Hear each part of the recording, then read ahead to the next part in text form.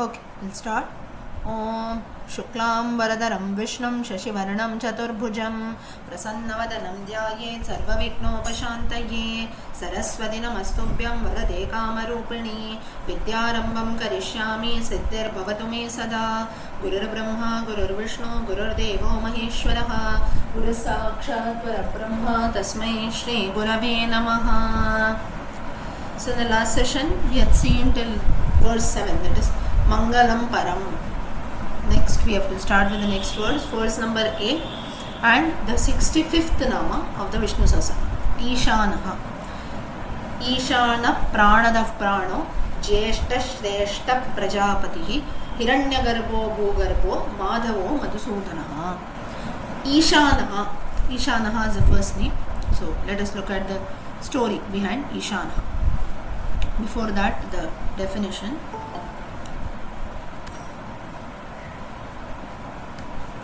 Sarvabhuta Niyantrutvat Ishanaha is one who is the controller. Niyantranam meaning one who controls, or you can say one who manages everything, that is Ishanaha. This is one definition. So let's look at this. Now, for this we have to go to one of the stories related to Lord Shiva. Now once there was an Asura called Jalandhar. Even today also we have a place in North India called Jalandhar, right? So that is where there was also an Asura, a demon. Now though he was like a demon, but then, or you can say he was a demon, but still he was a good man that way. Like he was not a born demon or he wanted to kill people all around, but then he did a lot of tapas from Brahma, Shiva and so on, and he had asked for 2 boons. He said that one boon was he had mastered all the 64 kalas that are there. I'll also tell you what are the 64 kalas, as we say. One who knows the 64 kalas and the Shodasha Upacharas, that is the 16 ways of worship or 16 ways of practices that are mentioned traditionally in our culture, and also the 64 different forms of art that are there. So this person Jalandhar had mastered all the 64 arts, and he had got a boon that his death, Shiva cannot kill him, that is Lord Shiva cannot kill him. Only one instance when Lord Shiva can come and kill him was when his wife will die, that is when her hair falls down, that is literally it means that it will result in her death. Only when his wife dies, at that time this Jalandhar can be attacked by Lord Shiva. So this was a boon that he had asked Brahma. So he said okay, and all the boons, everything was granted. And now the 64 kalas that are there, I'll just be telling you their names. You can also listen later to the audio and note down if you want. Now these 64 kalas, you can find a few differences up and down. Like for example, in Tamil literature or in Sangam literature, a few will of course be repetitive, but there are a few differences. In Sangam literature, the 64 kalas that are mentioned can be a bit different. Or you go to North India, their 64 kalas will be different. Traditionally in Sanskrit literatures, in our scriptures, Puranas, what is mentioned, that can be different. So it will not be totally or completely different, but a bit up and down you can see. So now we look at what are the 64 kalas, or you say Chausat kala. Their first is the art of singing, Geeta Vidya. Next is Vada Vidya, art of playing musical instruments, Vadam or Vadyam we say. Nritya Vidya, dancing. Nata Vidya, Natya Vidya. Natya Vidya is drama or acting. Alekhya Vidya, or you can say Alekhya Vidya. Alekhya Vidya is the art of painting. We have painters who paint beautifully, painting. Visheshaka Chedya Vidya. Visheshaka Chedya Vidya. This is, we have today those tattoo making artists, right? Or our entire face and body, they will draw different tattoos, paint and so on. So that is also considered to be an art. That is one. Next, Tandula Kusuma Bali Vikara. That is offering different kinds of Naivedyams or offerings using rice, flowers and all that. So that is mainly using natural elements, preparing different offerings and giving. You can say offering as Naivedyam to the Lord, or in general like decorative items and all that, how people make something unique. So that is also considered to be an art. Next is Pushpastarana. Pushpastarana is you cover like you can say using flowers you make a bed sheet kind of a thing. So these are all very unique, like we'll sit and wonder if how all this has been mentioned, but these are all different colors that have been mentioned, different art forms. So mainly making like a bed sheet. Now today how we see a few people will make bed sheets, or you can say some art craft form using threads, right? Thread, wool and so on. Then in those times people used to make even using flowers, petals and all that. So that was also considered to be an art form. Next is Dashavasanangaraga, that is for cleaning the teeth, clothes, painting and all that. So mainly for cleaning any part of our body, teeth, applying natural preparations. Even today now something like for example some color or something is there on our body, we apply oil and other things, right? Natural things to remove. So similarly applying or making all kind of these natural things to cleanse our body. Even today people today soap making, this and that, people are interested in all that, right? You make handmade soaps, homemade soaps, how you make, we have I think workshops and also for that. So it is quite somewhat similar to it. Next is Manibhumika Karana, that is making jewels, handmade jewelry. Avyarachana, how to cover the bed, again bed sheets and all that, how to set up a room basically. Next is Udaka Vadya. Udaka Vadya is Udaka meaning water, Vadya is music. How to play music in water. So this is also a kala. Now, all these things, sometimes some things are beyond our imagination. We cannot imagine playing music in water, but this was also considered to be an art, and Jalandhar could do all of these. Udaka Ghata, art of splashing water. Now here we might wonder what is splashing water. We'll just randomly splash. That is also considered to be an art. Chitra Yoga. Chitra Yoga is how to mix colors in the right proportion. That was a unique art that is there. Next is Malya Grathana Vikalpa, is designing different kinds of any decorative items, how to design them, and so mainly wall hangings, this and that, how we decorate our home, that was also an art. Next is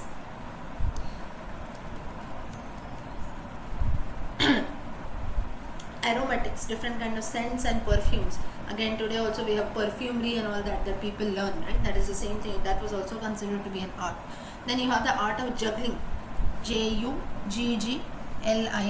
juggling.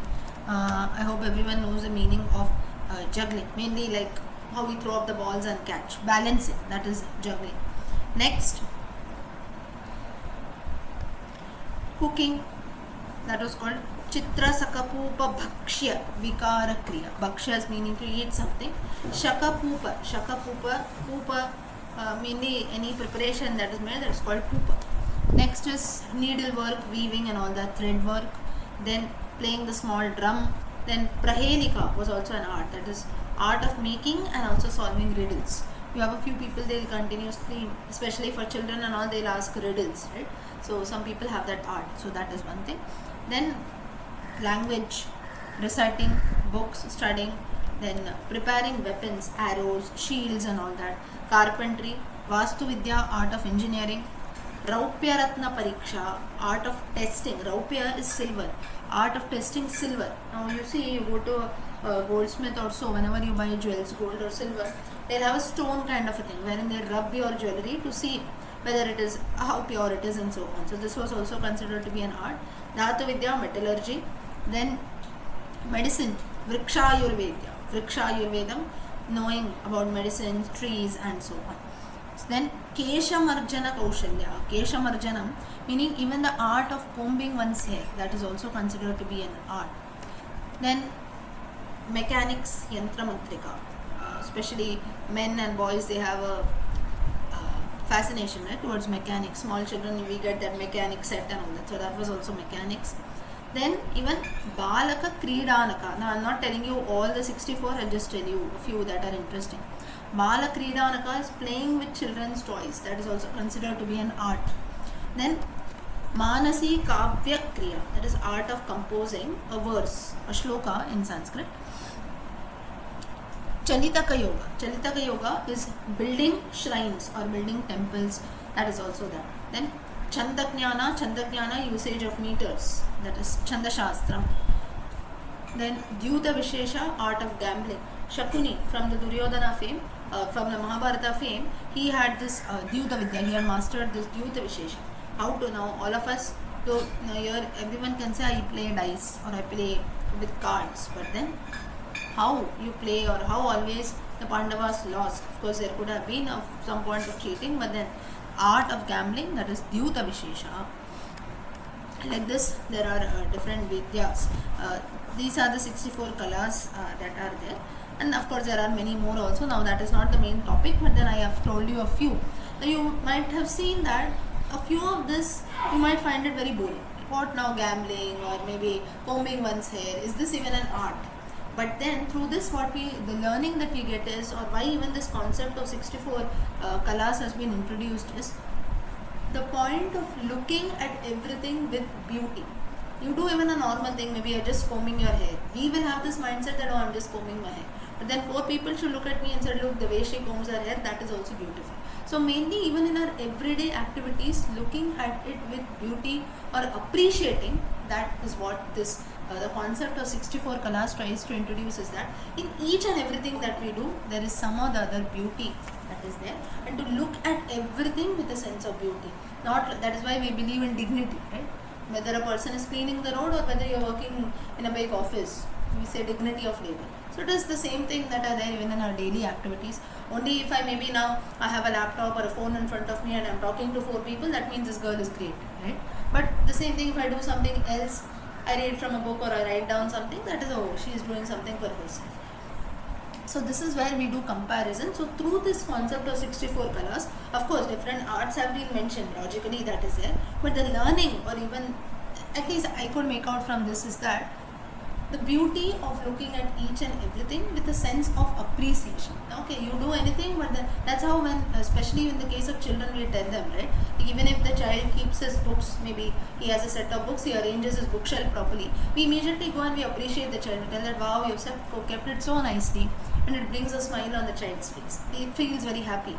It will go and tell 4 people, look, this person, he appreciated the way I kept my books. And next time if you have closely observed, the child, because you appreciated the child once, it will purposely keep on arranging the books again and again. And every time it will wait for you to appreciate, saying that, oh, this person told me last time, today also he will come and appreciate me. So this is because whenever, it is a very simple thing of keeping your books properly, but then once if we praise the child, you would have seen that the child repeatedly, purposely, whenever you come in, it will do the same thing and it waits for you to appreciate it again. Has anyone come across this? Maybe you would have seen this, right, in your own houses.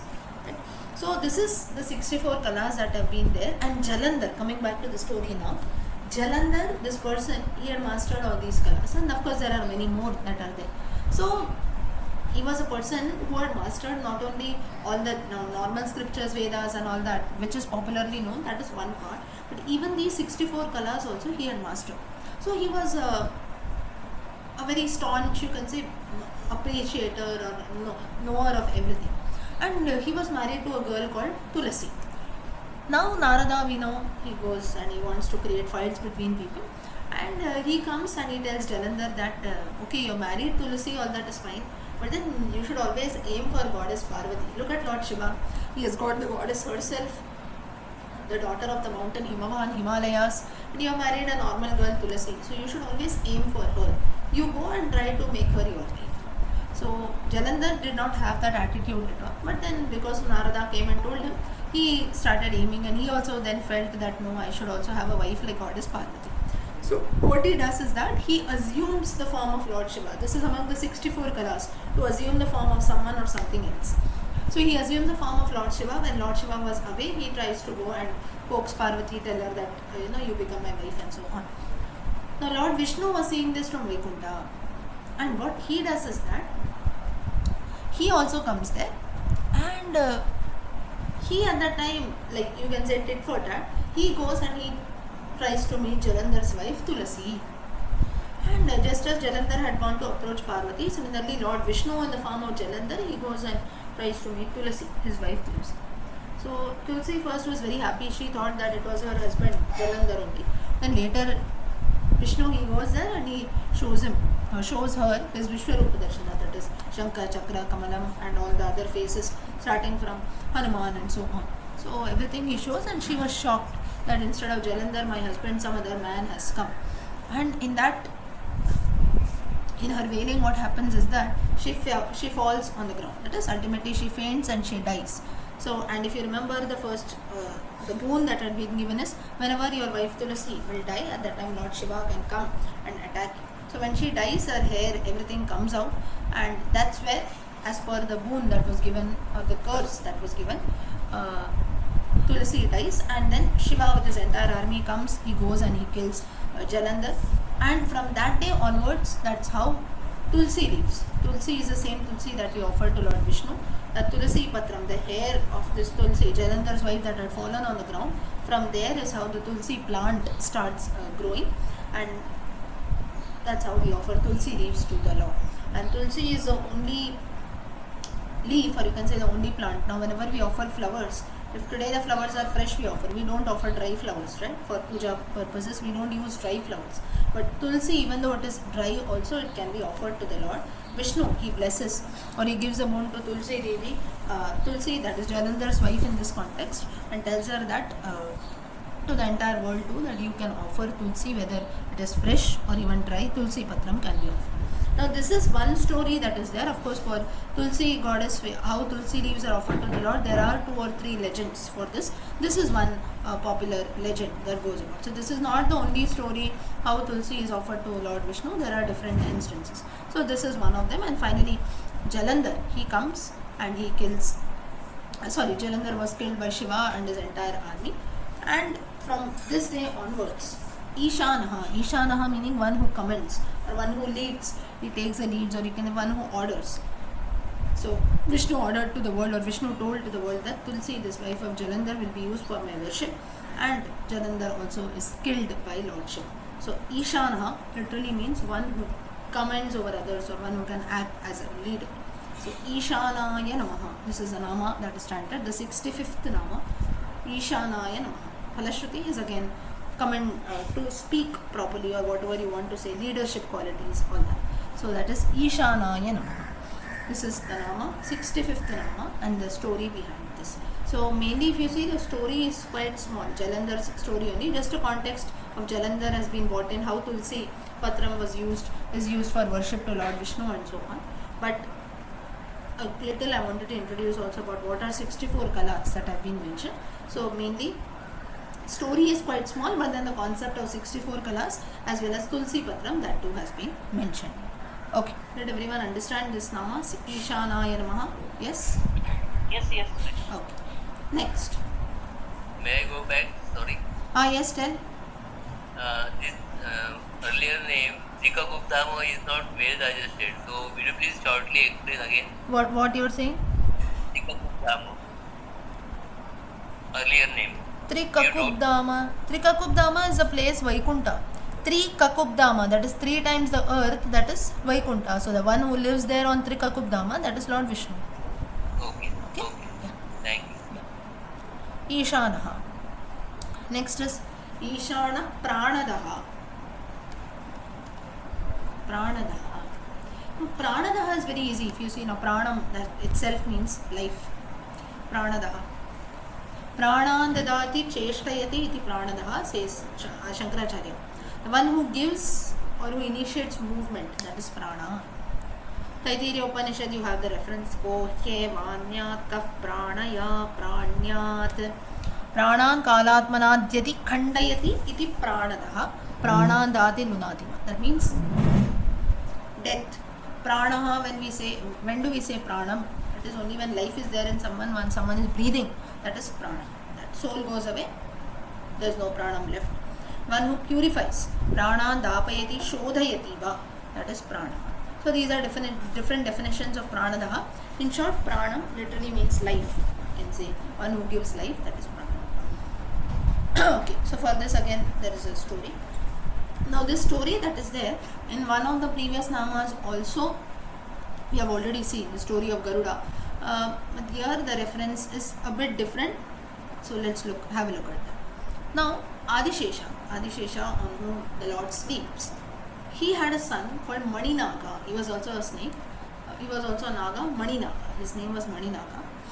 And now as we know, Garuda always has an enmity towards Nagas, so that is the reason if ever you have seen Garuda's picture, you will see all over his body you have Nagas who are coming in, about 9 Nagas or so. He wears a garland of 9 Nagas If you have closely seen, I'm not saying the Vahana, there is a Vigraham in a temple.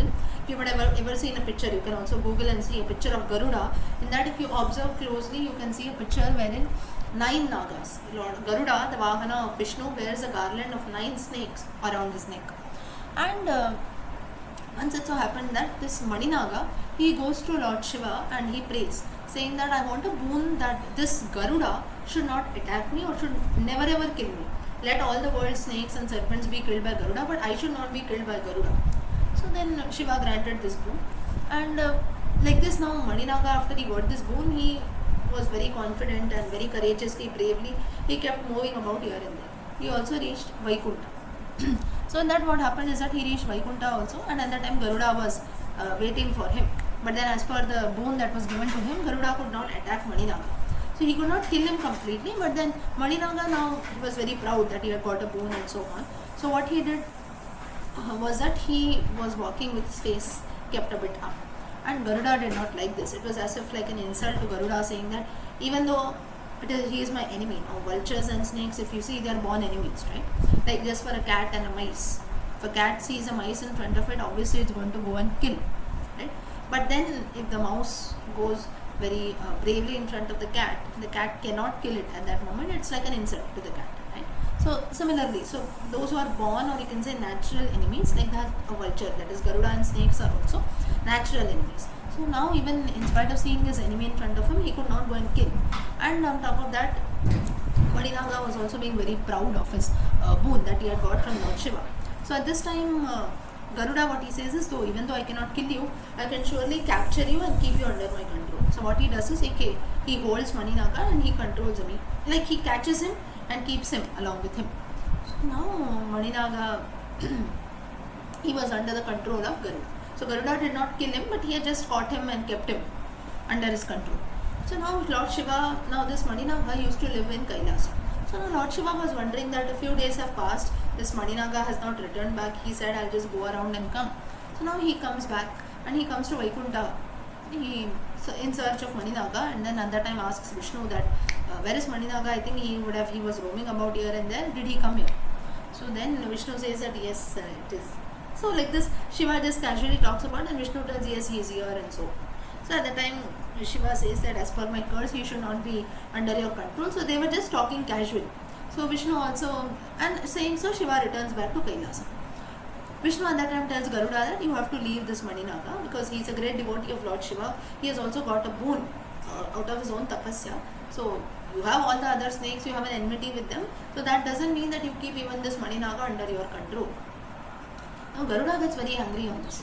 He tells that again, if you now this from here you can relate to a before story. So Garuda, he feels very insulted. He tells Vishnu that you are thinking about someone else's devotees. You are considering Lord Shiva's devotees here, his importance, his boon and all that. I am the one who carries you every day. You are not considering about me. What is, you have to think about the insult that will be upon me, that I can, even though my enemy is in front of me, I cannot do anything. I cannot kill him, I cannot attack him. So for that I have kept him under my control, and I am not going to release him at any cost because he is being very proud of the boon that is given to him.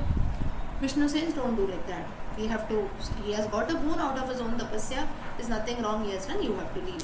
Saying so, Garuda finally leaves him. But then Garuda gets very, very angry.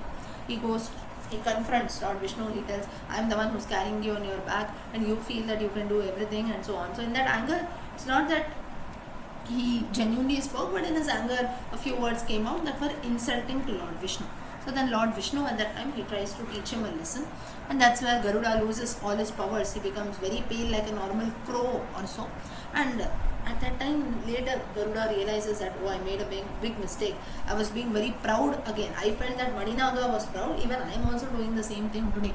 And what I did is that only because of the Lord's grace and power, I can carry the Lord over him. Otherwise, if that was not there, I would also just be a mere bird flying in the sky, moving about here and there. But only because of the God's grace, I have been chosen as a Vahana of Garuda, and also the Vahana of Vishnu, and also the king of birds. So then at that time what Vishnu does is, he keeps his left hand on Garuda, and at that time Garuda faints and falls. He could not bear the weight of Vishnu. So now Garuda, he could not realize, he could not know this. He felt that how, like, I am the person who carries the entire Vishnu on my back, and today he is just keeping his left hand on me and I cannot bear that weight. He is surprised. He asks Vishnu only, what is all this? So So at that time Vishnu explains that only because I bless you, only because I give you the grace, you can carry me on your back. If that is not there, out of your own will, even if you will, you cannot do something out of your own choice. So therefore, never be proud of your achievements. So here, then now what happens is that, so now Garuda, he realizes his mistake and he tells that no, now he becomes very pale. So now Vishnu tells him that you go and you take a bath in the Godavari river, and once you do that, you will regain back all your Shakti, or you can say all your powers. You will again get back to your position as a king of birds and also my Vahana. So a lesson for all of us is, whatever we feel that today, okay, I am talking to you about Vishnu Sahasranama, all of you are listening about the Vishnu Sahasranama, or anything else we achieve, we must never feel that it is only because of me. I have put in all efforts, I have got. That will be only 10%. 90% will be all other efforts as well as the Lord's grace. So this is very important. So to never be proud of our achievements, never boast about them. For whatever needed, of course, that doesn't mean that for things that I do, I'll not receive any credits for that, or I should not take any fame for that. It doesn't mean that way. But just being proud and saying 100% it is only my and my efforts, if not for me, nobody else could have achieved this, that, if we keep speaking about, it will ultimately result in our loss only, just like Garuda. So even Adishesha also, if the Lord sleeps on Adishesha, that is because the Lord has given such powers to Adishesha to make him capable of bearing the weight of the Lord in the Shayana form, that is in the sleeping form. Similarly for Garuda and all others, and also ultimately for human beings. That if today we are doing something good, or whatever we do in life, all our achievements, 10 to 20% is our efforts. But then we are, and even in our efforts also, the thought that comes to our mind that you have to do this. For example, now if this class, we'll take the example of our own sessions that we are having. The thought has come to my mind that I should maybe speak about the Vishnu Sahasranama. The thought has come to all your mind that you must listen to the Vishnu Sahasranama. So this thought, there are thousands and lakhs of thoughts that come to our mind. But out of that, this one thought has come, that I feel that 1 hour in a week I must dedicate to this. That itself shows the grace of the Lord. So there here we cannot, maybe you can say, it's a coincidence, is that, all that is on one side. But if you think very deeply, we can get answers to all this. If we want, we can do anything. But that one thought that kindles interest. Now if you keep questioning deep and deep, now you will say, no, it is out of my own interest. Where did that interest come from? If you ask this question, you don't know, right? We don't have an answer at all. Someone asked me where all this interest come from. How do you feel? How you felt that you should talk about Vishnu Sahasranama? I don't have an answer for this, right? I'll just say, no, I felt, so I did. How you felt, what you felt. If you keep questioning deeply, or in the case of all of you, why did you feel that you have to listen to the Vishnu Sahasranama? Why do you want to attend a live session? You read it from the books for yourself. We don't do that. No, I just feel like listening. I like to listen. I like to listen to stories, so I'm listening. Next question will come, why you like to listen to stories? So like this, if we keep questioning deeply, we don't have an answer at all. Someone asks why you're talking, why you're listening, we don't have an answer. Only one answer we'll have, out of interest. I like, so I listen. So this cannot be an answer, so that itself shows the point where we don't have answers to anything. At that time itself, we must consider it to be the grace of Lord. If you want, if we all of us wanted, we could have whiled away our time doing anything else. Thousands of thoughts come in, maybe I could have done something still better or so. Then it didn't happen. This thought is what came to my mind, and that's what I'm doing today. So this itself has to be considered to be only and only the grace of the Lord, nothing more. This is a teaching that we get through this Nama, Pranadaya Namaha. Lord Vishnu tries to convey, tries to tell Garuda. Now in this case, now one more, second question that will come is Vishnu being proud of his greatness? Vishnu, he says that you should not be proud of your achievements. Then Vishnu is proud, right? He's saying, no, I am the one who's giving you power, I am the one who's giving you strength. Because of me, you can carry me on your back, and so on. Is Vishnu being proud of his achievements? We must not consider it this way. There is no one who's beyond, you can say, one level higher than the Lord, right? So the Lord will compare to whom? Now today, if we say, okay, I should not be proud of my achievements, it is because of the God's grace when I say that God is one level higher to me, right? So therefore, or maybe my guru, teacher, or anyone. There is someone superior to me, there is someone greater than me, so I can make that comparison. So therefore, I have to be humble and say, okay, because of him, today I am like that. Or maybe our parents, elders, it can be anyone, teachers. Someone is greater, so we can compare. But in the case of the Lord, there is no one greater than him or her, right? Than the God or Goddess. There is no one greater than them. So with whom will they compare? So therefore, they have to compare with their own powers. The day we become great and we have no one else to compare, we become greater than God too. At that time, we can also make such statements that I am the one who is doing this, I am the one who is doing that. But till then, whenever we don't have any superior quality, we have to always remember the Lord. So this is a very, very important question. People will come and ask, even youngsters or anyone, or we ourselves will have this doubt. Like even in the Gita also, everywhere the Lord says, you worship me, do this to me, do seva to me, listen to me, whatever I am saying, ma, mam, he says. Everywhere he is using I. And as per philosophy, it is I should never be used. It is ahankaram, I, A, B, C, D, E, F, G, H, I. That itself stands for ego, right? Aham, this is itself is ego, ahankaram. I am doing this, I am doing that. As per our scriptures, philosophical texts, everything it is written that never consider I. I should never be considered. Whatever you do, okay, that's how even today also you go to some big company or anything like you do, they will say no, teamwork. They will boast about, right? The manager or the head, they will say no, I am not the only contributor, it's all the result of a teamwork, right? From inside he never feels that. He feels only he is the one only who has done. But then in front of 4 people, they will always make these statements, teamwork. There also they will not bring that I picture in. So as per everything, I should never be born. Then why does the Lord bring himself everywhere? So for that now you have a reason that there is no one who is superior than the Lord. So what else or whom will he bring there to compare? Therefore he talks about his own powers. In our cases, we have a superior person. Now in our cases, we don't even have to go till God. We have other human beings also who are superior than us, right? Maybe our teachers, parents, elders, gurus, all the spiritual masters whom we believe in, so many books and so on. So we don't even have to reach till God. Before that only there are many people. Maybe you have 4 people around you. Looking at them only we have so much to learn. Right? That's the reason why we look at a few people and make comments, right? I want to become like this person. Or just look at the way he is, so good.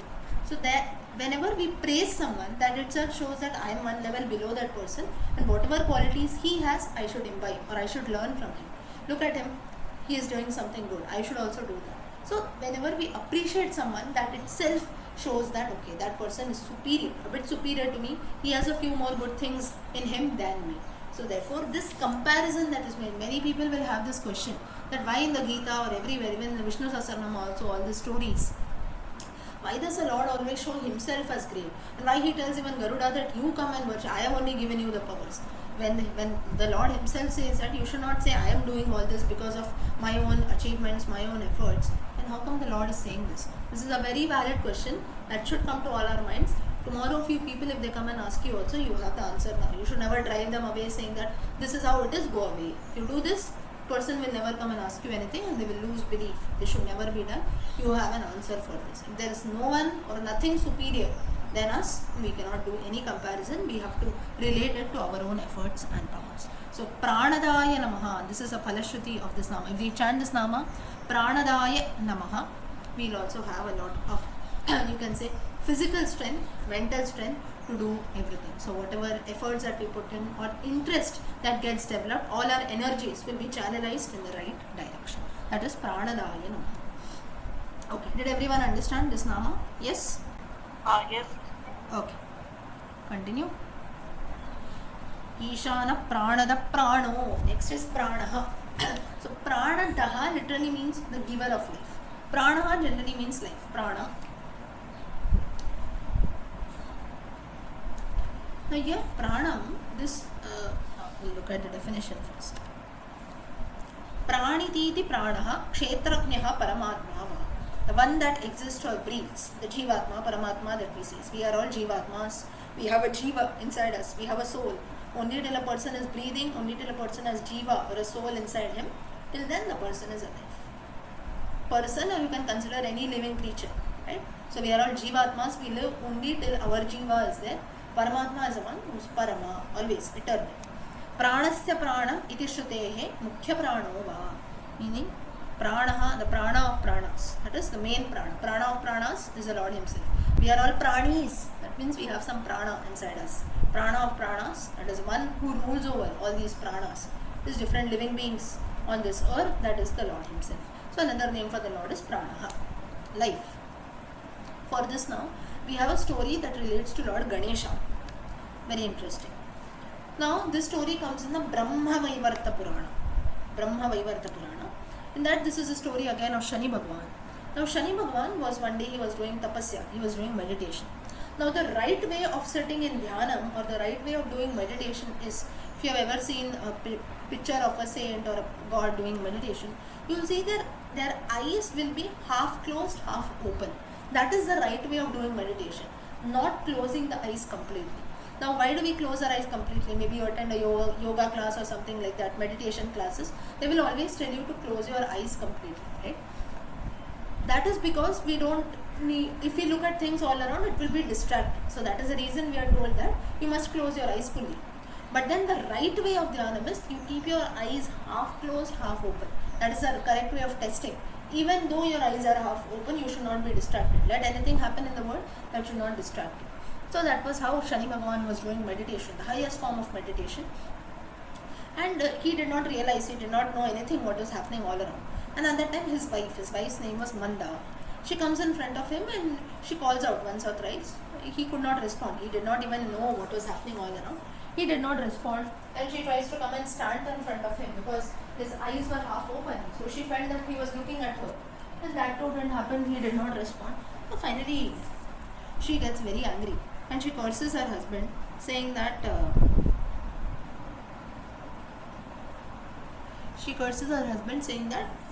whomever you go and whomever you see, that person will die, or he will be killed there and there, he will burst, his head will burst, this and that. She curses.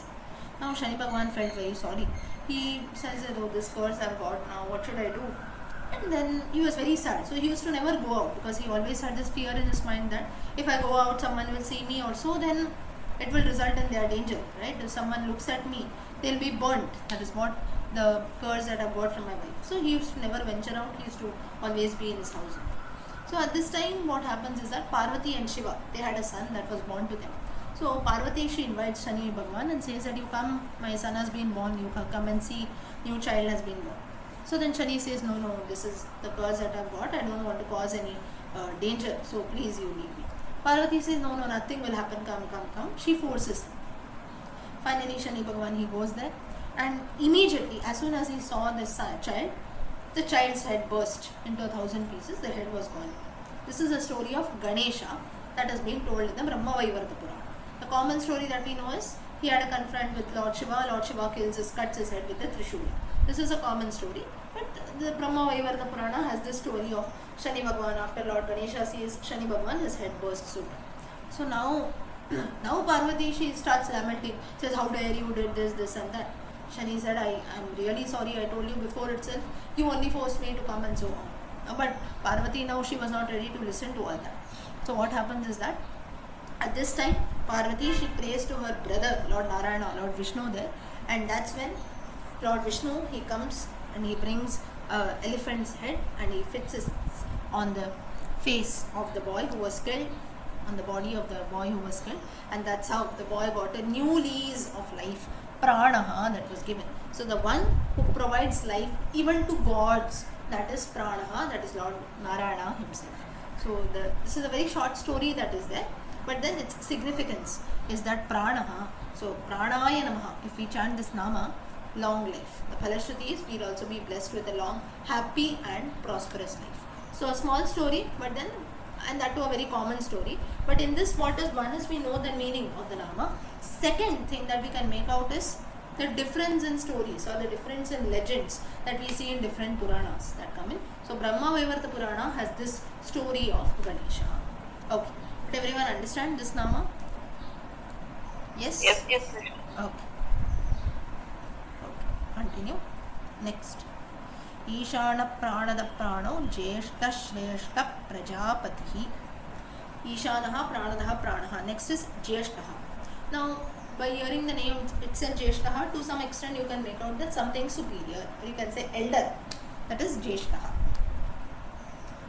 Now, Jeshtaha, we don't have reference to any story as such. It is mere, you can say, philosophy. Now, those who are familiar with the Upanishads, in the Taittiriya Upanishad, we have the second part, that is Anandavati. Anandam Brahme Divyajanat. Like this it starts. Very beautiful composition. So that is Anandavali. In that you have this reference. Now Anandavali itself means happiness. Anandam, Anandaha means happiness. So Anandavali says that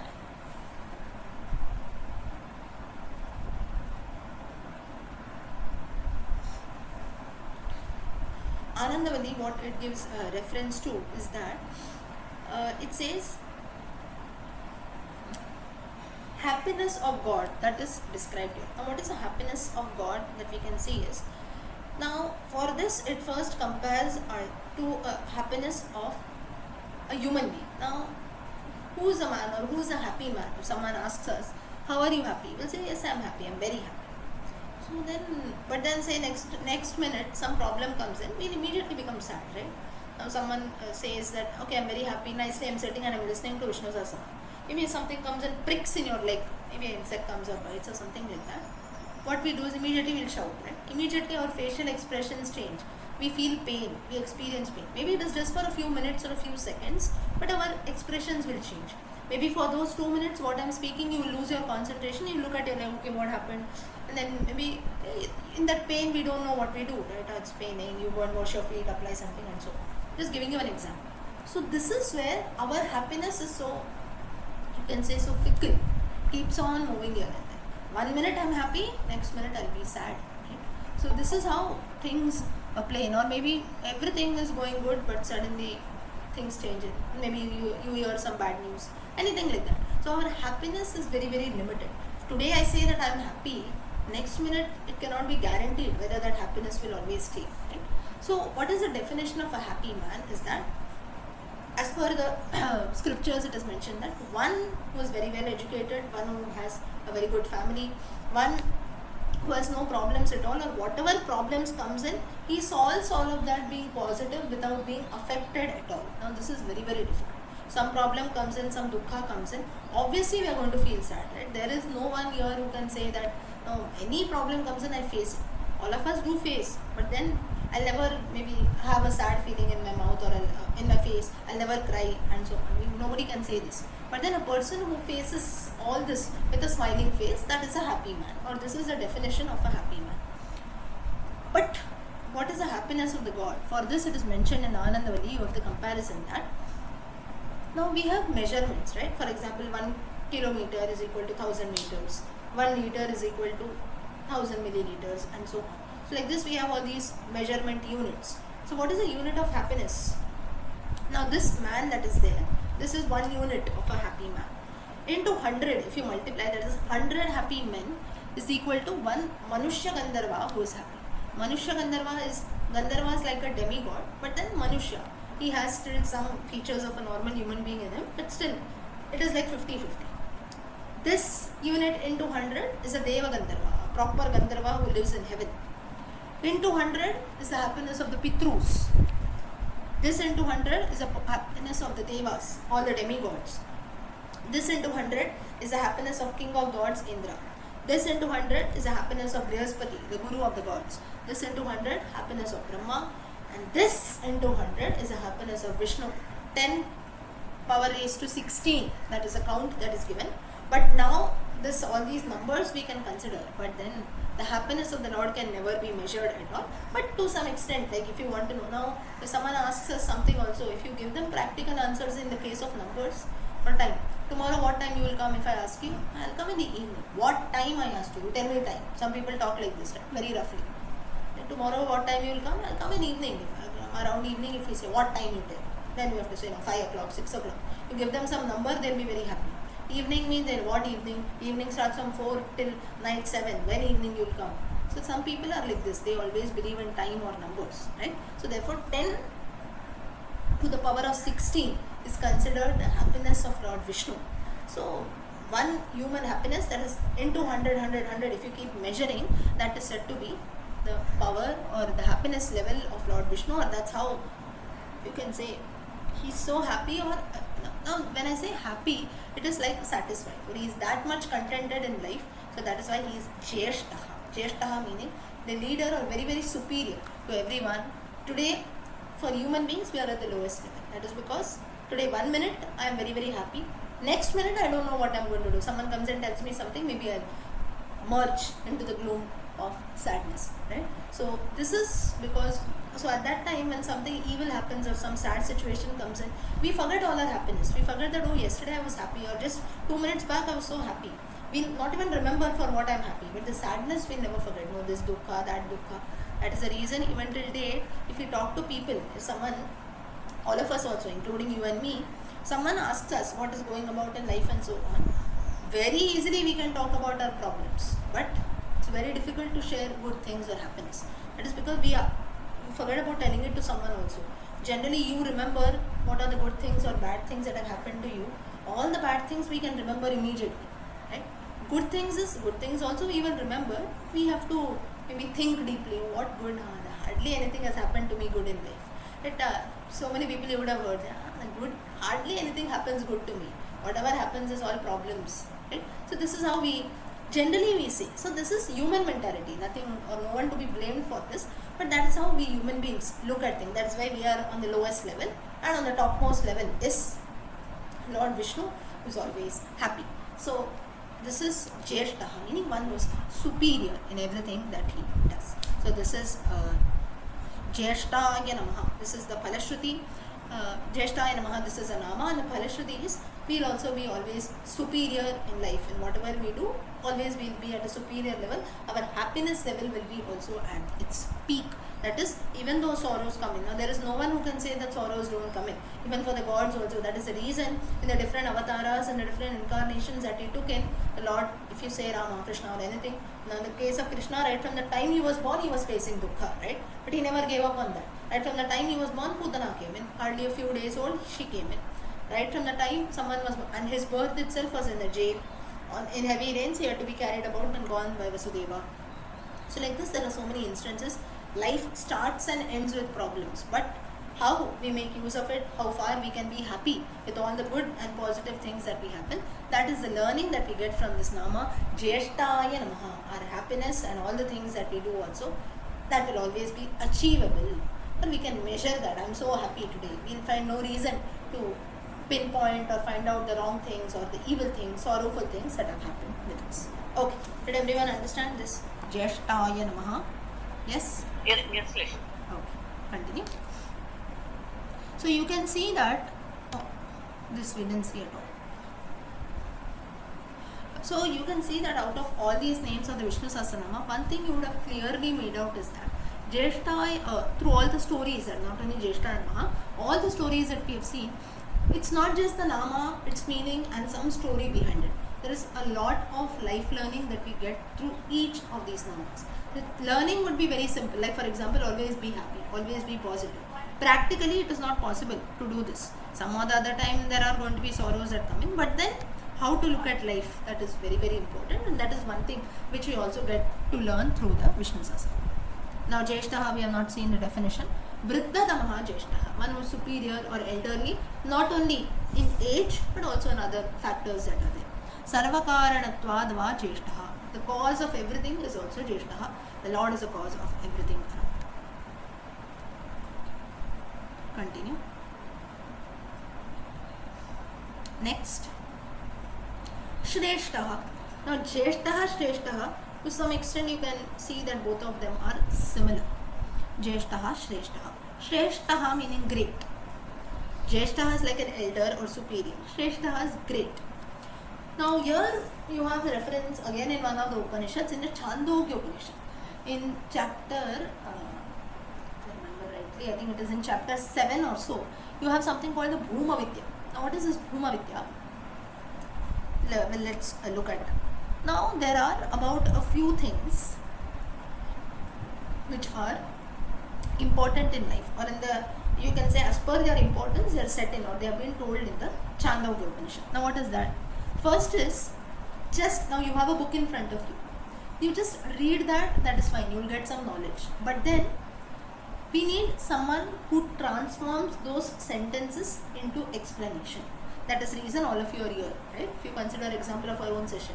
If you want the meanings, you will have a Vishnu Sahasranama book with its meanings, maybe English meanings, translation or whatever it is.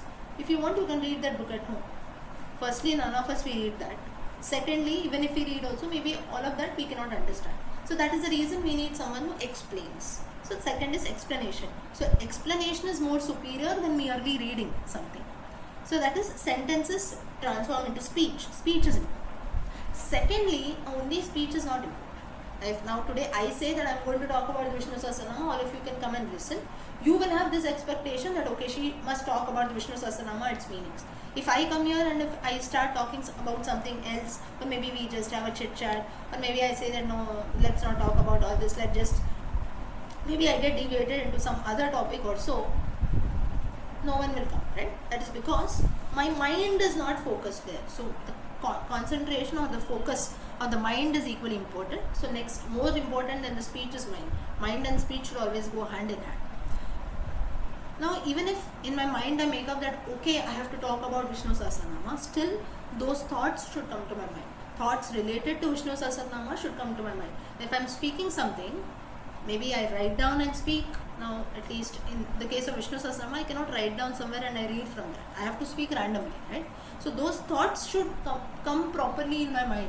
If now I have in mind that okay, I have to speak about Vishnu Sahasranama, but if I end up talking something else, that means there is a difference between what I think and what I'm actually speaking. So therefore, thoughts are also equally important. That is the reason why maybe if we are in a bit of tension, worry, or so on, we don't know what we speak, right? You see some people, they'll just be staring, they'll be thinking about something. Then we go and we shake them, saying, what happened, what you're thinking? They say, no, I'm just thinking about something. It is because we don't realize what is there around. So that should not be there. Thoughts also should be channelized in the same way. More than thoughts is the willingness. Now, in all of both the cases, in your cases, thought has come that yes, I have to listen to the Vishnu Sahasranama, but then I should be willing to attend. Okay, every class, every week, 1 hour I have to attend. Or maybe even if I cannot attend, I should be willing to listen to the audio thereafter. That willingness is important. Everything is there, but then not willing to do everything. You say in today's case, you see children or everyone around.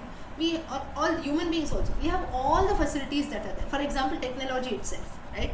We have everything. You have Google, you have this, that, you have these online meetings. But still, no, I don't want to make use of everything. I will just sit nicely.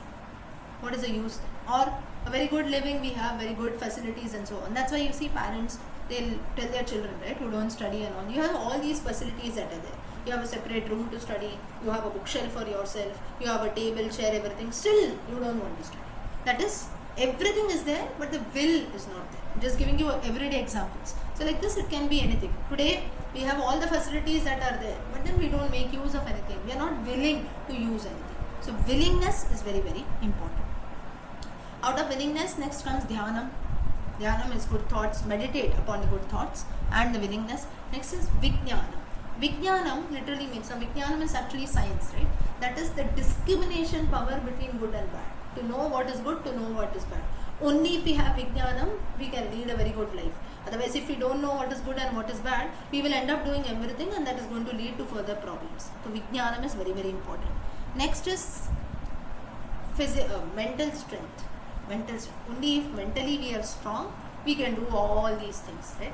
Only mentally, if my mind makes up that okay, I have to do this today, and if mentally I am very happy and strong, if I am in a bad mood, I'll never feel like doing all these things, right? What Vishnu Sahasranama, what this, what good things, nothing. I myself am so disturbed, right? So like this, we make such statements. So mental strength is very, very important. Chandogya further says that mental strength is alone not important. Physical strength is more superior than that. If your physical body is not supportive, what mental strength, what book, what knowledge, what speech, what mind, nothing will work. That is the reason why when we are sick, maybe even if you have a small fever or so, we never feel like getting up, right? You always feel, no, I just want to lie down. You don't feel like doing anything. Fever, or it can be anything, even a mere fever or a headache also. Headache, or you have even some body ache that comes in, maybe leg pain, hand pain, anything. Even for youngsters, old people, anyone. We don't feel like doing anything, right? No, I just want to sit. I don't feel something is paining. So therefore, the Chandogya says that physical strength is more important than anything. How will this physical strength be developed? Food. If I don't eat food, I'll never be strong. Strength, energy, everything I get from food. So food is more important than physical strength. More than food is water. If someone feels uneasy, we don't give them food, we give them water. Next is sun. Sun's energy is needed, daytime, nighttime, brightness, energy. For all that, sun is important, sun. All the sun, moon, planets, stars, everything are there in the sky. So next is Akasha. Akasha is more superior. Then beyond all this Akasha is the thinking power, thinking and interest that is there. Everything is there around, but I must have the right interest. So here a large statement is made is Yesha tuva ativadati ya satyan ativadati. This is a statement from the Chandogya Upanishad that says that all these qualities that have been told, starting from speech, good words, this, that, and everything, finally it comes and ends with your interest. But all these things that I told you, the list of things, physical strength, mental strength, and so on, they are limited for human beings. For them, for human beings, this is the level Shrestataha. One who has all these qualities and finally thinks that his own interest, or you can say the interest or the good thinking, good habits, that itself make a person Shreshtaha. But in the case of God, only one thing that is Shreshtaha is Satyam. Satyam, that is Jivatma. For Jivatma, we have all these different categories, about 15, 16 that I told you. But for the Paramatma, the Lord, his definition of Shreshtaha is nothing but Bhuma Vidya. Bhuma Vidya is nothing but nothing beyond superior. There is nothing that is there beyond the Lord. You can consider the Garuda story. The Lord does not have anything superior to him. So he himself is superior. That only is ultimate truth. This truth has to be realized by all us Jivatmas. The Paramatma has only one level of Shreshtaha, that is, it's called Bhuma. Bhuma Vidya. It is mentioned in the Chandogya Upanishad. Bhuma Vidya is nothing but there is nothing beyond truth that is there. There is nothing beyond the ultimate truth, that is God himself. So therefore, another name for Lord Vishnu is Shrestaya Nama. If we chant this Nama, the Palashruti of this Nama is in our everyday life, material life also, it will lead to promotion that comes, or maybe going, always proceeding and progressing in life, being successful in whatever we do. That is the Palashruti of this Nama, Shrestaya Namaha. So Jeshtaha, Shreshtaha, both these Namas, though they don't have a story behind them, they are a bit philosophical. Very, very beautiful comparison, reference taken from the Upanishads. Now this a few people might not like. You might feel that instead of this you tell me some easy story, that is better. But things always cannot be told in an easy way. Knowledge of everything is important. Something has been mentioned in our Upanishads, we'll at least know, okay, there is an Upanishad called Chandogya Upanishad, there is an Upanishad called Taittiriya Upanishad, in that we have a part Anandavali which everyone must learn. So like this, knowledge of everything is important, so that's the reason I've mentioned references even from the Upanishads. Okay, did everyone understand this? Shrestaya Namaha? Yes. Yes? Yes, yes, madam. So Yes, today ma'am. we will stop here.